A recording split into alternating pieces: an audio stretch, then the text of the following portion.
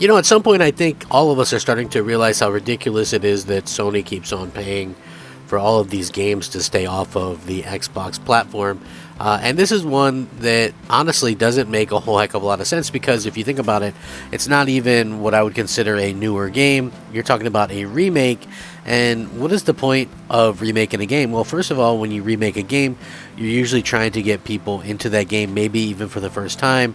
And Sony making these companies skip the entire Xbox platform is really not doing anything for anybody as far as I'm concerned. I really think that Microsoft has done so much in terms of getting rid of that whole situation with the exclusivity and things like that. They don't go out there and actively pursue these types of deals anymore. I mean, they still get some third-party deals, and I've kind of gone over this extensively, but at the same time, it's like one of those things where I'm sitting here looking at this and I'm going, this is probably one of the most unfair practices in gaming right now, and people want to complain about Microsoft, and people want to complain about what they're doing.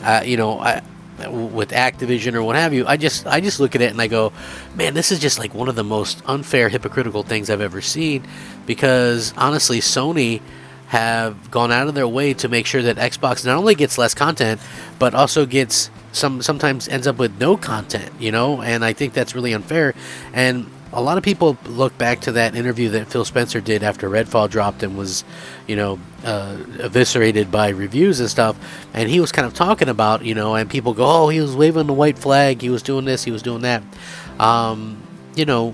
It's one of those things that I didn't look at it as that. I looked at him as reiterating why they're doing what they're doing, which is basically something he said over and over again for the last 6 or 7 years. But basically what he was saying is, console sales always cap off at some number that's going to be around about the same, and then every 5-6 years you got to hit reset and start all over.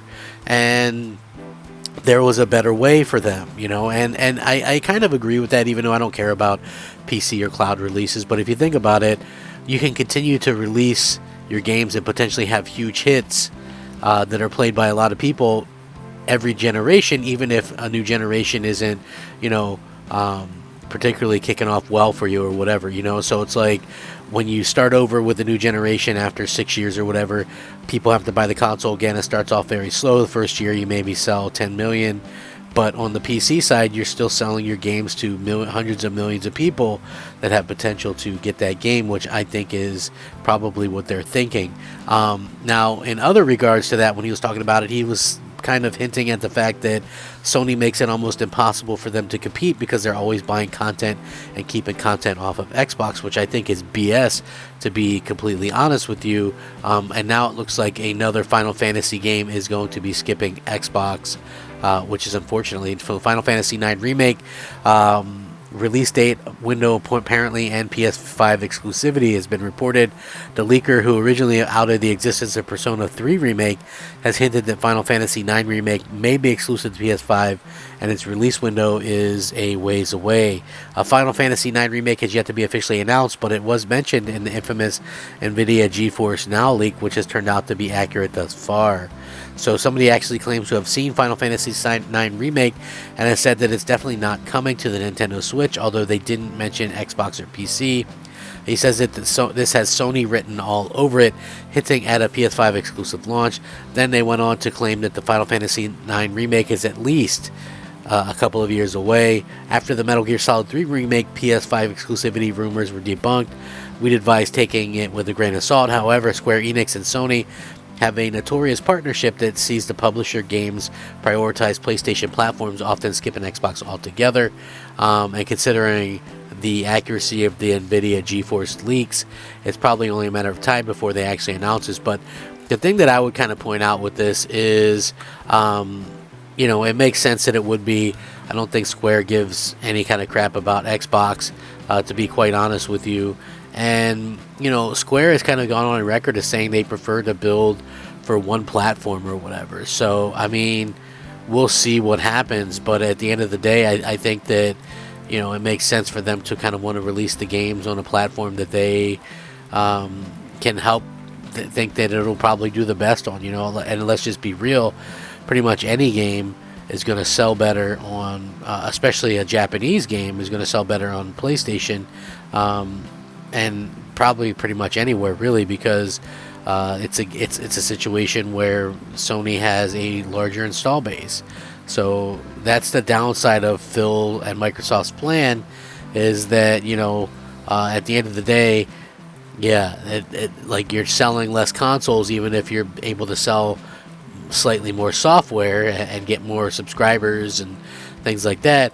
But it's kind of a trade-off, and a trade-off that honestly, I guess we'll have to see how it works out, but it's a trade-off that to me doesn't always make a ton of sense, but I can understand why Microsoft would do it, and I do hope that, I don't want to get into like a tit for tat type thing or anything like that, because I want Microsoft to be able to go out there and compete. And I feel like the way that they want to compete is a little bit different, and I don't want to necessarily know if it's better, but I do think that it's better to rely on your own first party all the time than it is to rely on like these third parties and things like that. I just think that it makes much more sense to do that, because you can control a little bit more. And I know this sounds weird because Redfall just came out, but you can control the quality better, I think, right? Like Sony probably had very little control over Forspoken quality, right? And that turned out to be a low quality game.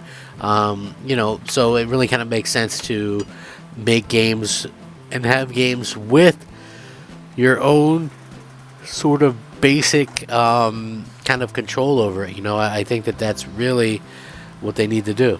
So hopefully they can continue doing that. What do you guys think, though?